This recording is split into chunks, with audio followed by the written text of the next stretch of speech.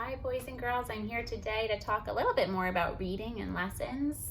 If you read my read aloud, The Snail and the Whale, this was a fiction book. It was about a little tiny snail who felt tiny and they wanted to go out and explore the world, but they felt so small. And one day a big whale came along and that whale took the snail for a journey around the world. And then one day the whale got stuck or beached on the beach and the tiny snail saved the day. Okay, so a lesson that can be learned is that it doesn't matter how small you are or how tiny you are, but you are still important and you're still needed and you can help out and make a big difference. And I think that is a lesson that we can learn and we can apply to our own lives. That if you're tiny, that you're still important, you're still needed, okay? As we become really good at finding the lessons in our stories, we can apply them to other stories. We don't just forget about them. We think about them, we use them, okay? And some other stories might have the same exact lesson. But as you become really good at finding that lesson, sometimes you could think of the lesson before you even read the book, okay? You can use the title or the pictures and take a guess at what the lesson might be. In this case, the snail and the whale, I know a whale is really large and a snail is really tiny.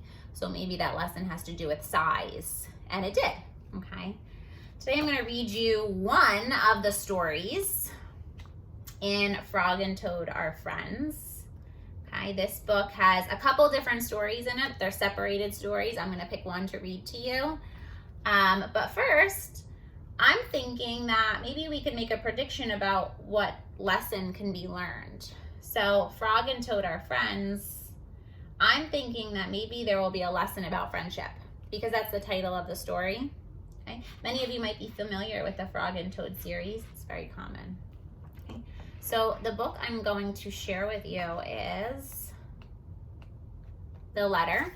I should say the story that I'm going to share with you is The Letter. So as I read, I want you to think about what might the lesson be. Toad was sitting on his front porch. Frog came along and said, "What is the matter, Toad? You are looking sad." "Yes," said Toad, "this is my sad time of day. It is the time when I wait for the mail to come. It always makes me very unhappy." "Why is that?" asked Frog. "Because I never get any mail," said Toad. "Not ever?" asked Frog. "No, never," said Toad. "No one has ever sent me a letter. Every day my mailbox is empty. That is why waiting for the mail is a sad time for me." Frog and Toad sat on the porch, feeling sad together.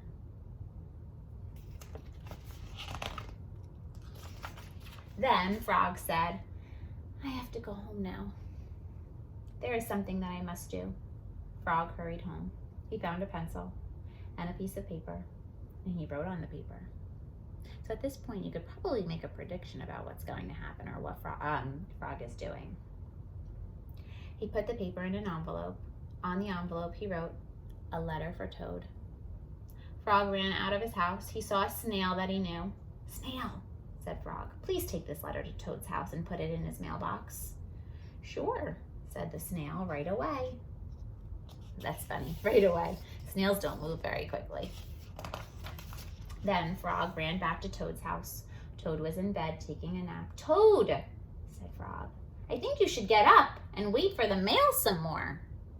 "No," said Toad, "I am tired of waiting for the mail."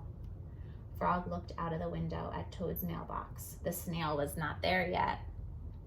"Toad," said Frog, "you never know when someone may send you a letter." "No, no," said Toad, "I do not think anyone will ever send me a letter." Frog looked out his window. The snail was not there yet. "But Toad," said Frog, "someone may send you a letter today." "Don't be silly," said Toad. "No one has ever sent me a letter before, and no one will send me a letter today." Frog looked out of the window. The snail was still not there. Frog, why do you keep looking out the window? Asked Toad. Because now I am waiting for the mail, said Frog. But there will not be any, said Toad. Oh, yes, there will, said Frog, because I have sent you a letter. You have? Said Toad. What did you write in the letter? Frog said, I wrote, Dear Toad, I am glad that you are my best friend, your best friend, Frog.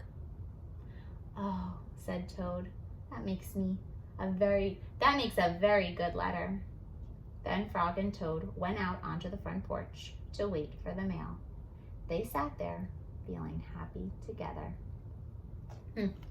So, what was learned? What could be the lesson? What's important? Like that fortune cookie.